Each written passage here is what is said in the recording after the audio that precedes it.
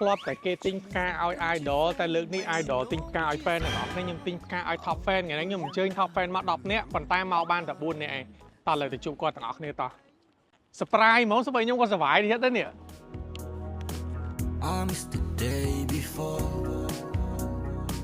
ស្នេហ៍យើងលែងមាន no more សួស្តីអ្នកនរគ្នានេះគឺជា top fan ខ្ញុំណាមកតាំងពីបាត់ដំបងមកបាទខ្ញុំស្មានតែឲ្យគេមកយកជំនួសតែឥឡូវបងមានផ្កាជូនមួយ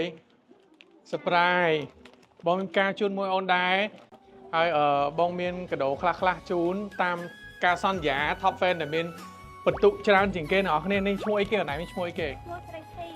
បាទនៅក្នុង page DKH មានតែគាត់ម្នាក់គាត់ដែលមានបន្ទុកគឺថាខ្ពស់ជាងគេមែនតើអ្នកនរគ្នាបន្ទុកគាត់ចិត្ត300000បន្ទុកអញ្ចឹងបងមានទូរស័ព្ទមួយជូនបាទសប្បាយចិត្តមែនតើអូនបានមកហើយបានមកទទួលខ្លួនឯងចាប់ពីបងទៅបងសប្បាយចិត្តបងមានឲ្យច្រើនទេសង្ឃឹមថាសប្បាយចិត្តហើយបន្តការងារទៅមុខទៀតជូនពរឲ្យសំណាងល្អអញ្ចឹងនេះ2លាន follower បាទជូនទូរស័ព្ទមួយបាទ2លាន follower ហើយខាងនេះរើសខ្លួនឯងរើសមួយមក pick មកមួយណាក៏បានដែរ LDO sorry អូន top fan ណាចឹងយកមួយដែរអូនយកមួយណាក៏បានដែរស្រីចិត្តចឹងខ្ញុំជូនទូរស័ព្ទមួយដែរអរគុណមែនតើអរគុណទាំងអស់គ្នាអរគុណនេះអ្នកនរគ្នា10នាក់មកបាទប៉ុណ្្នឹងឯណាហើយអត់បានជូនការទាំងអស់គ្នាណាអូនសុំទោសណាជូនតែខាងស្រីបានហើយខាងនេះបងផ្ញើឲ្យប៉ាអូនឯងអូនបងផ្ញើឲ្យប៉ាអូនឯង$150បងជូនទៅគាត់ណាអូនណាបាទអរគុណច្រើនហើយខាងនេះបងឲ្យចាក់សាំងទៅមក2នាក់ម្នាក់50បាទហើយខាងនេះជូន50ចាក់សាំង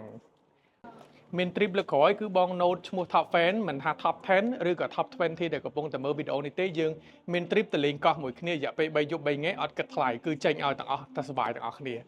ចង់អរគុណច្រើនហើយរយញ៉ាំណា order អីញ៉ាំមកបងអង្គុយនឹងតិចទៀតសិនចង់អរគុណអ្នកនរគ្នាកុំភ្លេច comment like share ហងព្រោះវីដេអូយើងគឺនៅមានការចែករំលែកបន្តល្អទៀតហើយក៏យើងមានការចាប់រង្វាន់ iPhone នៅក្នុងសប្តាហ៍ក្រោយផងដែរបាយបាយបងកំពុងតែហៀលជួយវិញនៅសមុទ្រហើយឈៀលមើលថ្ងៃលិចពេលរសៀលបែប solo ខាង good feel ជីទៅរកកន្លែងណាវាលើទឹកដីសាគរ